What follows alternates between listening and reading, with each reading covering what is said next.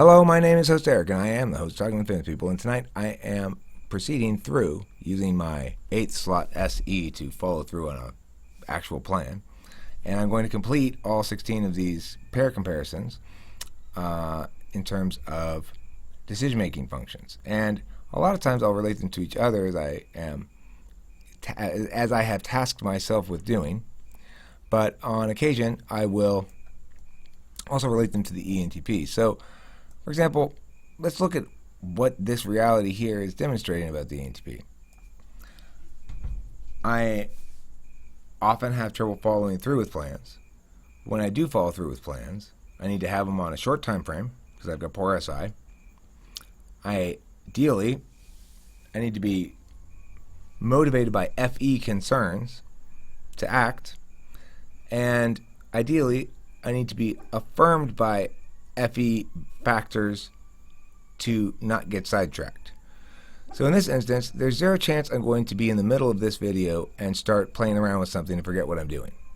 The reason there's zero chance of that is because there's a bunch of people here who are looking at me or listening to me, or might be. They might very well be playing video games or something like that, which is great if they are. I have no expectations, but I understand that they are entitled to make such expectations upon me given the circumstances of the meeting.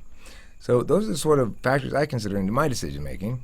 How is it for the INFP and ESFP personality types? Well, let's look at the INFP first. The INFP leads with FI, and then they follow up with NE, and then after that they've got SI, and then TE. So again, INFPs go FI, NE, SI, TE. This is an interesting function stack. You're looking at somebody who's operating fundamentally in a world of their own feelings, as is the ISFP, which we talked about in the previous video. But for the INFP, it's going to be very different. Instead of acting on their feelings like the ISFP does, they're going to act metaphysically on their feelings, which is going to manifest as a lot of possible ideas about causation, conditionality, and other stuff like that related to their feelings, although they probably won't frame it in those terms. In fact, because they have TE, they're going to frame it in terms of intended impacts. So this is why the INFP is prone to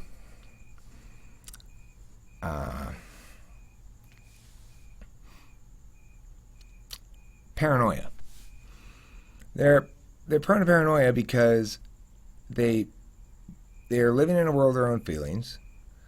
When they feel things, they generate multiple possibilities about what that means, or how to deal with that, or what to do with that.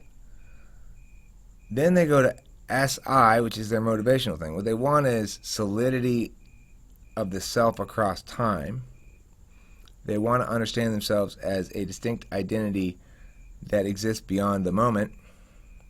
And like the ISFP, they're existent in the moment via their feelings as a default. So, okay, by default, you're in the moment. Your main tool function is going to be about possibilities about where to go from here. Great. But aspirationally, to set up a consistent, well-maintained self through time, and then lastly, understanding how to make any of that happen. It's an absolute nightmare stack. And I can't help but feel bad for INFPs because they have a tough go of it.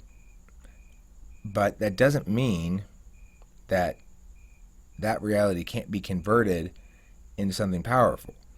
And when they are able to understand how to utilize any and their superior SI in conjunction with one another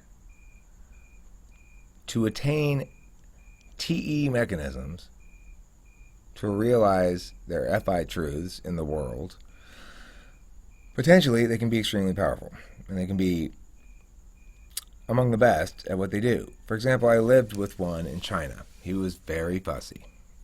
He was trouble to live with. He was also an incredibly talented actor who's been in several movies. He was in Rain Man, and he was in Fletch. Fletch was a movie he was in. He's in several more, but he was in Let It Ride, a horse racing movie, and he was amazing when you see him acting. And it's really interesting watching him work with the students. How does he work with the students? Well, first of all, he controls them through his feelings. The students believe in him when he tells them he cares how well they do or how they perform or whether they care. That's what he cares about most of all. He cares whether they care. And he takes anything that detracts from his attempted goals and makes it personal. And he conveys to the students that he is seriously hurt by their less than perfectness or whatever. They're not being what he thinks they ought to be. It works well in that setting. It works extremely well. He's got pretty good class control, but when you're talking about a competitive coach, he's amazing. He's one of the best IE coaches I've ever seen. IE are the interp events, the acting events. I don't coach them myself, but he's extremely good at that. Why? How does that decision-making process operate? Frankly, I have no fucking idea. INFPs, I don't know how you make decisions. They may seem arbitrary to me. I've watched you freak out because I was sitting on the patio smoking and hadn't noticed that your clothes were hanging on the clothes dryer thing, like the wind dryer. I mean, like, you hang it outside to dry. Because in China, they don't have dryers. They just have washing machines. It was in China. And he freaked out. I mean, like tantrumy, just craziness. And I said, "Look, Ralph, I'm sorry I didn't see your clothes there." The INFP decision-making is going to be prone to things like that.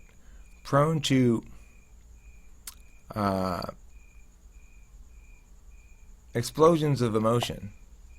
But that doesn't mean that they're not capable of making good decisions.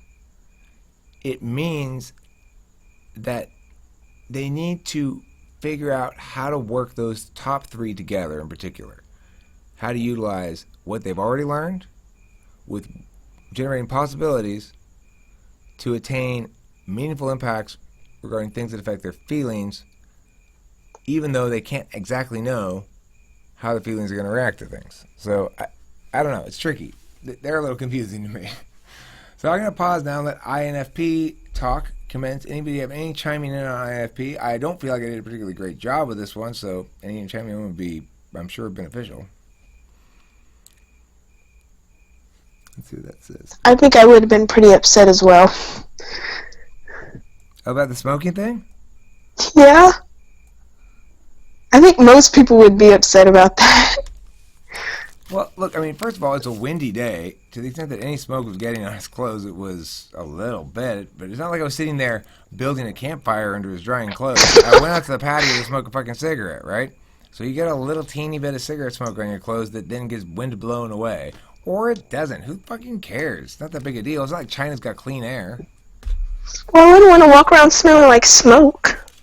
Well, I mean, maybe you prefer the smell of this smoke to the pollution that's thick like clouds in the sky. I don't know. He just was really fussy about it. Even if you were in the right to fuss about it, it's different to basically stand there and go, I need you to experience my rage, even though there's nothing to be attained by that. It was an honest mistake. It didn't occur to me to look to see if his clothes were there. I went out to the patio to smoke a cigarette because I'm not smoking in the house, right? Out of respect for him. Yeah. So, where am I supposed to go? You've got your clothes on the patio. Your clothes take precedence over me, so I can't smoke outside. Your body takes precedence over me, so I can't smoke inside. I guess I could go walk out to the street? No. Fuck you.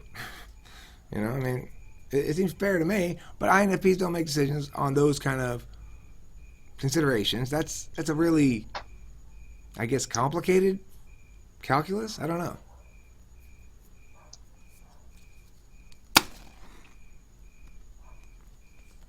Other thoughts?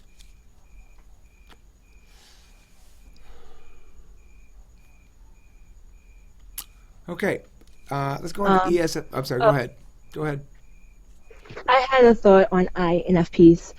I think it's like they consider like human ethical things. Like they consider in everything every decision they make, they consider how they would feel in that situation, and that kind of, I guess, influences what their reaction's going to be, I guess. So they're stuck a little bit in the golden rule, and they haven't really figured out the platinum rule. The golden rule says, do unto others you would have them do unto you. And then they've reversed that and said, well, when others do unto anybody, I consider how I'd react if they did that to me, and make judgments accordingly. That's kind of what you're saying? Yeah, kind of. Okay. Well, then it would seem to me that the INFP, to actualize the type, would need to somehow internalize the platinum rule, which says treat others as they would like to be treated. And because internalizing that recognizes that people are different than you are. And I think that's going to be a challenge for the INFP if your portrayal of that is accurate. And it sounds right to me. I mean, it sounds consistent with what I think about it, or what I think everyone with FI kind of needs to learn the platinum rule. I think everyone with FI probably needs to learn that. Right. And of course, the platinum rule is subject to its own kind of, unless they smoke. JC, why you gotta burn me like that? Burn. Where? I didn't have to burn you. I need to go out back and grab my aloe plant. Wow. That's such an awesome rebuttal. I love that. Okay, so, well, okay, yeah, but the problem with it is it's subject to abuse, right? That platinum rule is also the brown shitty rule, because it justifies people going, well, this is how they want to be treated, so I'm going to force you to treat them that way. See? That's the risk of the platinum rule. All right, so can we go on to ESFPs or any other comments on ENFPs? Mr. Haberdasher, I know, self-identifies an ENFP, and I worry when I talk about INFPs that, in general, that I don't want to speak harshly about what sounds to me like a difficult function stack to have. And I want to stress again and again that I know that potential for amazing things that INFPs can achieve when they're doing what they're supposed to be doing, and they believe in it wholeheartedly. And INFPs can't do things I don't think they don't believe in, which is a good quality. I don't think you're going to find many corrupt INFPs, hopefully. Okay, ESFP. So ESFP is the one I'm contrasting against INFP. ESFP leads with extroverted sensing, followed by introverted feeling, followed by extroverted thinking, followed by introverted intuition. So it goes like that. SEFITESI. Now FESITENI.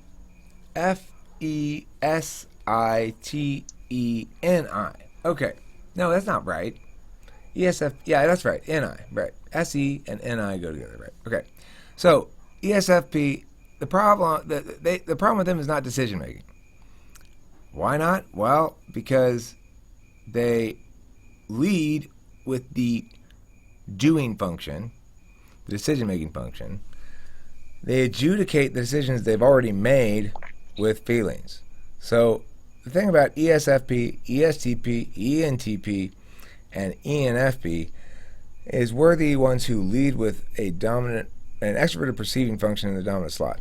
That means that we act first and then we judge. This manifests as more or less problematic depending on how that pairing goes.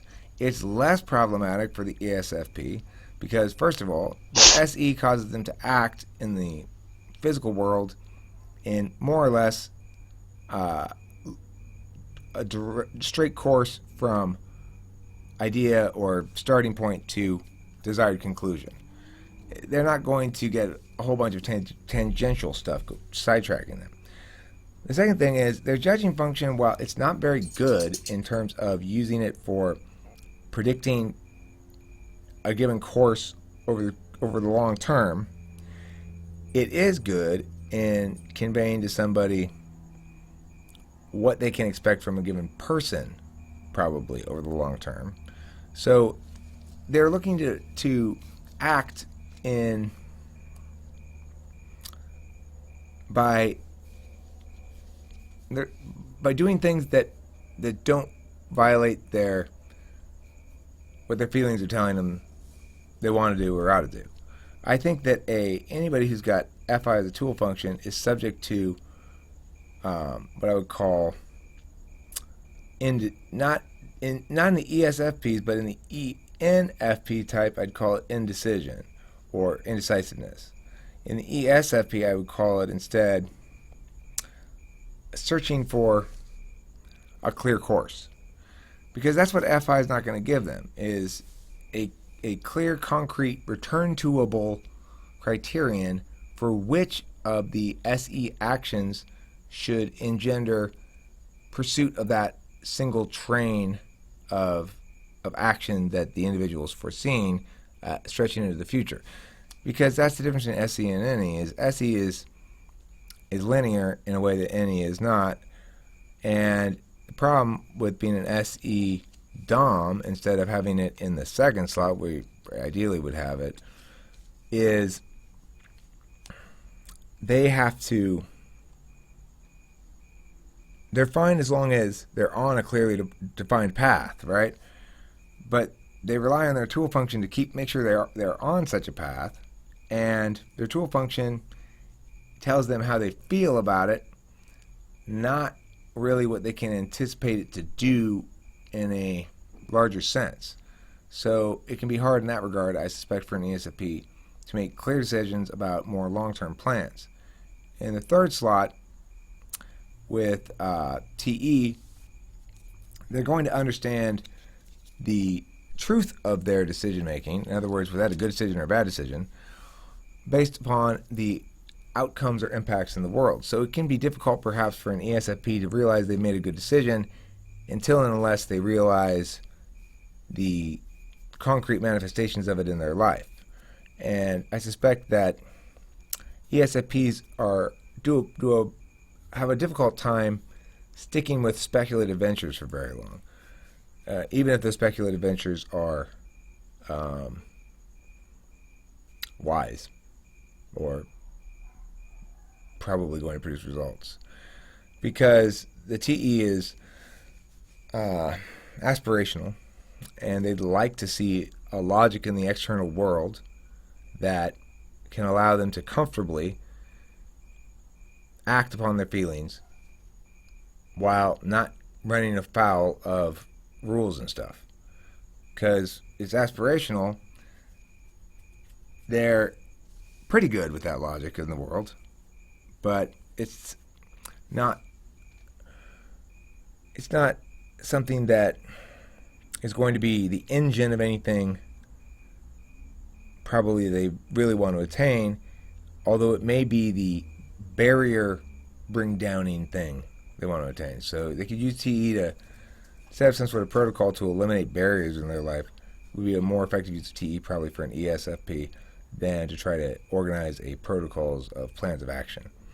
And with the last function, with NI, they have a questionable relationship with whole truths. Presumably, such a person is susceptible to cults of personality and such, or to delusions like believing you're a messiah, or to single answers that require you to let's get rid of everything I believed before and all the things I hadn't thought before, get rid of it. Those kind of things, those kind of events, conversions, those occur, I believe, to people with NI in the fourth slot. And so there's a certain risk implicit in having your relationship with whole truths, having whole truths be your defining framework for truth, and having your relationship with whole truths be so much of a struggle area. That's why I would suspect that it's important for the ESFP to use those strong skills and feeling areas to pick their people carefully and to determine those voices they can trust and those they can't. And to rely on them to assist in making big decisions and to assist in slowing them down as an SE Dom from jumping into something they're going to regret. And that's my critique on that, or not critique, that's my analysis on ESFPs and INFPs, and the floor is open for anybody who has any comments.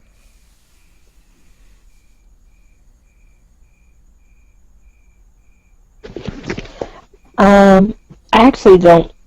I feel like that wasn't bad. It wasn't bad, but not good? No.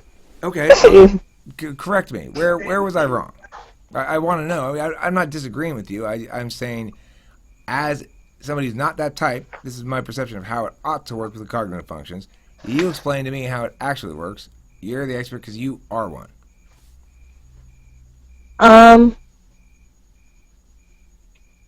I think no, what I'm saying is I think most of what you said is right.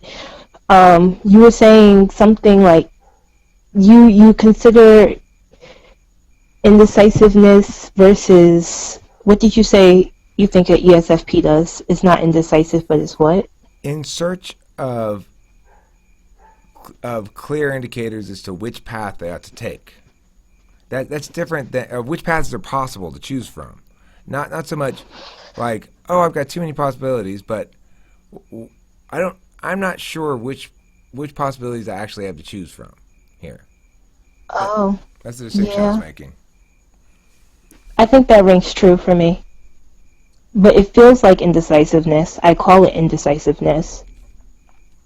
But I suppose it is a little bit like I just don't know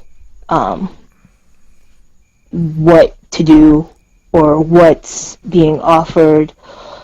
I feel like when more options become available, it actually it depends on how many options and what the choice is, but depending on choices, when choices are available, it could sometimes become easier to make a choice.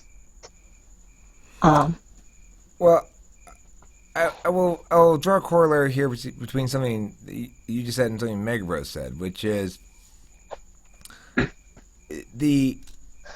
Megabrose sometimes goes on a video and he'll write down the topics that we covered in the video. And he'll say, like, okay, first you covered this, and then put a time sometimes, or sometimes you didn't put the time. Then you covered this, then you covered this, then you covered this, which is really nice and really helpful. And I said, see, that's impressive that you can do that, just watching it through like that. And he's like, what do you mean? It's this, like the simplest thing in the world. Well, what I mean is, for an NE Dom, that's a hard lesson to learn. I've learned it because of the debate, but I think a lot of ENTPs don't learn this, which is when you hear a long section of talking, there are infinite possible subtopics that you could grasp onto and say, well, this is the topic you talked about. Well, this is the topic you talked about. This is the topic you talked about. That taxonomy, that collapsing it into sets that are intuitively the sets that cover the gist of what's covered underneath it, and then putting that in order, it's not quite so intuitively obvious to a lot of different types how to taxonomy like that. And so I think that the ESFP is faced with a situation like this, where with NI in a stronger slot, you'd say, I see the true path. There it is. That's the path I should be taking, and this is what's involved in taking that path. With NE, you would say, path, whatever, I'll figure it out. I'll make a path as I get there. What do you mean path? What is this thing you keep talking about? That's NE, about just saying, well, I'll figure it out as I go, whatever it is. Not I'll execute this path. I will walk this path as I go, which is SE, but rather, I might stumble upon a path at some point while I'm doing shit, which is NE more. So the thing is, because you don't have any and you're not path open, you have NI and your path closed, like path distinction. Like there's distinct paths, not infinite pseudo sort of half possible paths that you can manipulate as you want, like NE does, or that you will manipulate no matter how many ideas you have about it. You'll never execute any plans. You just sort of stumble through life and hope things go well. That's NE. But with you don't know what is clearly a path and what isn't clearly a path, and you also you aren't good at generating new possible paths because you're not an NE Dom, but you are better at it than you think because it's your eighth thing. Like I'm good at taking action, even though it's not conscious because it's my eighth thing. For you, we know you're good at generating possibilities because you make your own music, right? Write songs and stuff. Yeah, I try. So that's using NE, which is unconscious to you, but it's right near the surface. So that's going to help you in your generating new possibilities if you let it, but you're not going to really understand what that means because it's unconscious. Other thoughts? Okay, well, that brings this one to a close. Thank you all so much for participating if you were in the room and for watching if you are at home in front of your computer screen, as I am. In front of your computadora. If you are in Mexico, you're not using a computer, you're using a computadora. Congratulations.